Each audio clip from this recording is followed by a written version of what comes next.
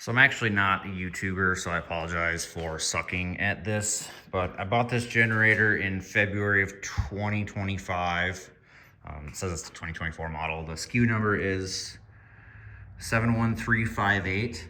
I ice fish and I keep my generator in the back of the truck. So even with the tonneau cover all the way open, I was still having issues with the CO sensor tripping. Not really an option. I'm not going to unload the thing onto the ice. I'm going to run my generator in the back of my truck. So on this model, everything changed, it seems like. I couldn't find any solid information on this particular setup. The CO sensor has a new assortment of wires into it, so that was fun. And then it's actually mounted in a different location, even though they still have the bracket for where it used to go, making it way easier, honestly. So it was actually mounted underneath the front panel. Sorry. Underneath the front panel, you gotta pull all this off to get to it, and then those are the two mounts for it actually. So if you wanted to do the silicone method or the hot glue gun method, it didn't work for me, again, even with the tonneau cover all the way open. But yeah, it didn't work for me, so it was still kicking itself out. If you wanted to do that method on this style, you'd have to pull the wheels off, pull this side panel, take the 6 Phillips screws out for the front control panel, and then loosen or take the front bolts out essentially. And then from there, you'd have to take the 8 mils out of this heatsink, and then the 2 safety T20 Torx, I believe they were, from here, just to get that CO sensor up and over, and then you can feed it out this window right there. Again, it didn't work for me for what I needed. So I chased down and drew myself a little pin out on what the heck was doing what, just to figure out why or how it worked. Did this little pin out. Ended up finding that this little white wire is what's feeding the ignition coil.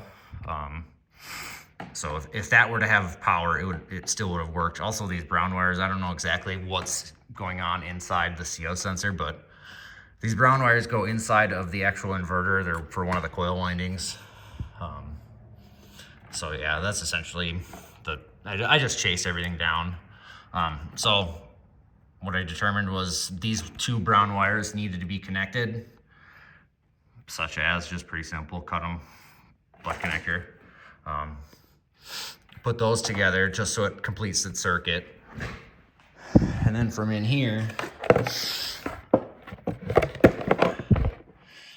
so this is the actual CO light. So I followed these wires into the loom just to know, what was going on. So I followed these and then determined that this white wire, based on it being in the same loom as at the actual sensor connection, was my main point that I wanted to, get feed power from or eliminate that. So I followed this other white wire. This is the actual starter switch. So I tapped into that, which is already tapped into something else too. So I tapped into that and then into this loom that currently has the bigger of the looms. So I tapped into that white wire, and then this white wire that's also connected feeds back to the actual coil. So that's what's giving the coil its voltage or power or whatever. I don't know if it's a low voltage or 12 volt or what, but so that's what's actually feeding it power. But again, you would, depending on what you want to do, if you want to do the silicone method or the tape method, you'd have to rip it all apart.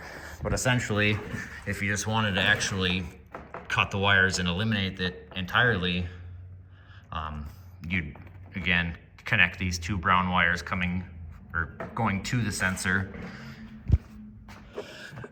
clip the white wire coming out of the loom that shares its wires with the actual CO sensor light, and then tap it onto essentially the starter wire.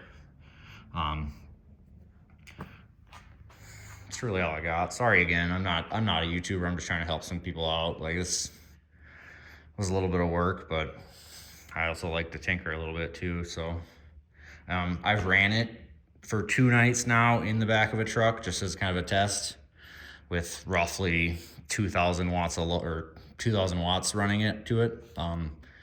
Haven't had any issues besides me running out of fuel. That's my bad. So yeah, good luck, guys.